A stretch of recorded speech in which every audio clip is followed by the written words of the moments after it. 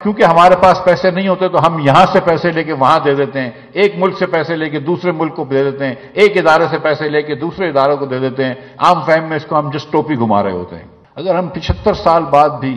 آج 1/3 پاکستانیوں کو غربت میں رکھے ہوئے ہیں تو پھر ہم پاکستان صحیح تو نہیں چلا رہے۔ ہم باتیں کرتے ہیں حقیقی آزادی کی، ہم نے بھوک سے تو آزادی کی نہیں ہے اپنے بچوں کو، سب سے پہلے بھوک سے تو آزادی کرو نا اپنے بچوں کو، پھر آگے کرنا بات۔ اگر پاکستان کو پیروں پہ کھڑا کرنا ہے تو ہر پاکستانی کو اپنے پیر پہ کھڑا کرنا پڑے گا۔ آج پاکستان میں کچھ 50,000 ارب روپے تک کا قرض ہے، جس کے اندر 100 ارب روپے، تقریباً 25,000 ارب روپے کا جو قرضہ ہے وہ بیرونی کرنسی میں، یعنی کہ 100 بلین ڈالرز کا قرض ہے، جس کو ہم کو واپس کرنا مشکل ہو رہا ہے۔ اور جو آج پاکستان کے مسائل ہیں، جو آج پاکستان کے جو معاشی مسائل ہیں، وہ اسینشلی اسی لیے ہیں، وہ ایکچولی اس لیے ہیں کہ وہ جو 100 ارب ڈالر ہم کو باہر لوگوں کو واپس کرنے ہیں اور ہر سال 20 ارب ڈالر دینے ہیں، وہ ہمارے پاس نہیں ہے۔ اور اس کی ایک وجہ یہ ہے کہ ہم جتنا ایکسپورٹ کرتے ہیں، وہ ہم صرف سارے پاکستانی 22 کروڑ پاکستانی مل کر صرف اور صرف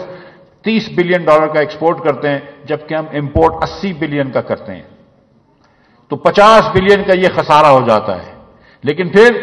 اللہ کے شکر سے جو پاکستانی، ہمارے پاکستانی بھائی اور بہن باہر رہتے ہیں اور جو محنت کرتے ہیں اور ہم کو پیسے بھیجتے ہیں، تو 30 بلین وہ بھیج دیتے ہیں، تو پھر 20 بلین کا خسارہ رہ جاتا ہے۔ پچھلے سال عمران خان صاحب 18 بلین کا خسارہ چھوڑ کے گئے تھے، اب ہم نے خسارہ کم کیا ہے، مگر اس خسارے کے علاوہ ہم کو 20 بلین دنیا کو واپس بھی کرنے ہیں، اور کیونکہ ہمارے پاس پیسے نہیں ہوتے تو ہم یہاں سے پیسے لے کے وہاں دے دیتے ہیں، ایک ملک سے پیسے لے کے دوسرے ملک کو دے دیتے ہیں، ایک ادارے سے پیسے لے کے دوسرے اداروں کو دے دیتے ہیں، عام فہم میں اس کو ہم جسٹ ٹوپی گھما رہے ہوتے ہیں۔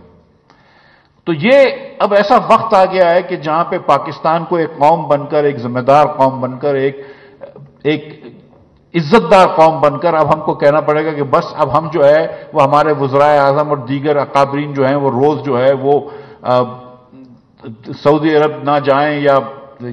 UAE نہ جائیں یا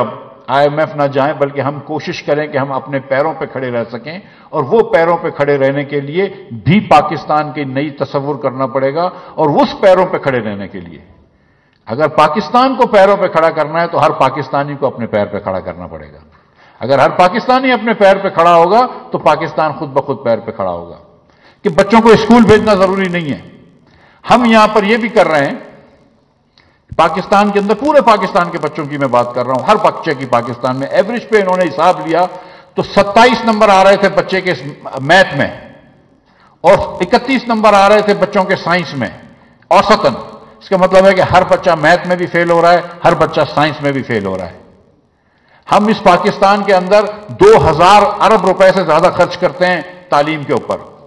حکومت 1000 ارب روپے سے زیادہ تعلیم کے اوپر خرچ کرتی ہیں، چاروں صوبوں کی حکومت اور وفاق ملا کر، مگر اس کے بعد اگر بچہ میتھ میں بھی فیل ہو رہا ہو، سائنس میں بھی فیل ہو رہا ہو، تو پھر ہمیں یہ بھی سوال کرنا چاہیے ہمارے اساتذہ سے کہ بھائی آپ کیا پڑھا رہے ہیں، میری بہن آپ کیا پڑھا رہی ہیں اس بچے کو۔ تو ہمیں یہ بھی دیکھنا ہے کہ نہ صرف اسکولوں کے اندر بچوں کو بھیجنا ہے، بلکہ اسکولوں کے نظام بھی اچھے کرنے ہیں، اور اسکولوں کا نظام کرنے کا سب سے اچھا طریقہ بتاؤں، وہ اسکولوں جو ہے نا وہ پروونشل ہیڈ کوارٹر سے نہیں چلنی چاہیے۔